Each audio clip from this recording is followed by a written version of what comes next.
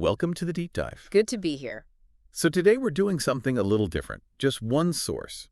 Right, it's the story Ant's Spring Drive about, well, an ant named Arlo. Yeah, Arlo the ant in Grassblade Grove.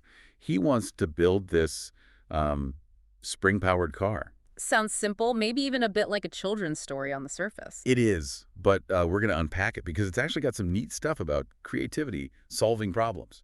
And, importantly, teamwork. We're aiming for those sort of aha moments you can get from unexpected places. Exactly, without wading through tons of text. So picture this. Arlo, he's small, obviously. Right, an ant. But he has this huge dream, zooming through the meadow in his own car. And his friends, well, they were a bit skeptical, weren't they? Oh, yeah. Like, Arlo, you can't even reach the pedals, that kind of thing. Classic realism hitting ambition. No. But Arlo, he doesn't really let that stop him. Nope. He gets resourceful, finds a bottle cap for a seat, some old Lego wheels. Nice. Repurposing. And the key part, a spring from a toaster.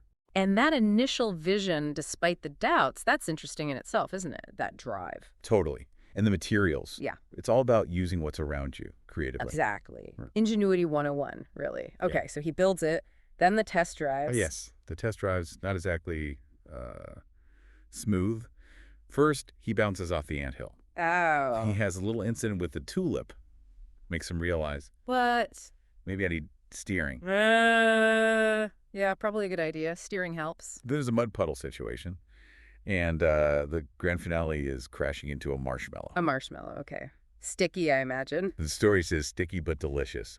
But the point is, these aren't just funny crashes. No, they're crucial. Each one is like instant feedback, a lesson learned. Right. Failure isn't the end. It's data.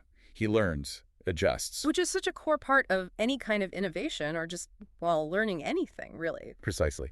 So after these adventures, Arlo realizes he needs help. Smart move. Enter the collaborators. First up, Millie the mechanic moth. She adds wings. For gliding. Brilliant. Yeah. That's thinking outside the box, or outside the car frame. Oh, yeah. Then Ned the nerdy gnat chips in. Okay, what's Ned's contribution? He makes a GPS out of flower petals. A flower petal GPS. I love that. So creative. And finally, Sarge the snail. You can guess what he adds. Sarge the snail. Gotta be brakes, right? Slowing things down. You got it. Slow down brakes. So all these different skills come together. And they transform Arlo's initial design. It becomes the Leafmobile 2.0. Which is a great name, by the way. It is, and this whole part, it really highlights how different perspectives, different skills, they make the end product so much better. Absolutely. Arlo couldn't glide or navigate like Ned or brake like Sarge. He needed them. That synergy is key. It's not just adding parts, it's creating something, fundamentally better through teamwork. And then, success. Arlo finally gets his smooth cruise through the meadow. Living the dream, waving at the other insects, parking perfectly. And he has this big realization at the end, he says. What's the big takeaway for Arlo? I couldn't have done it alone. Spring drives are better with friends. Boom! There it is, the core message, right? Individual vision is great, but collaboration often makes it achievable. Yeah, and it connects back to what the story says kids will learn.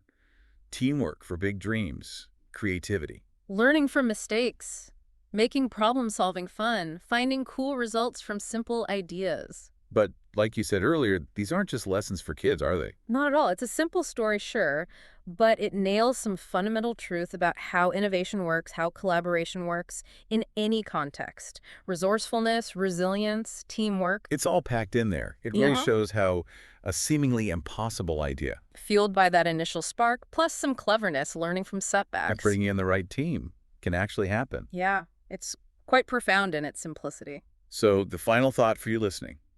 Think about Arlo's Leafmobile 2.0. Built from scraps, basically. Discarded items, shared skills. Right. So how could that mindset maybe help you approach your own challenges? Oh, what's your potential spring-powered car? What could you build if you looked at the resources, the connections you already have, maybe with a fresh perspective like Arlo and his friends? Something to think about.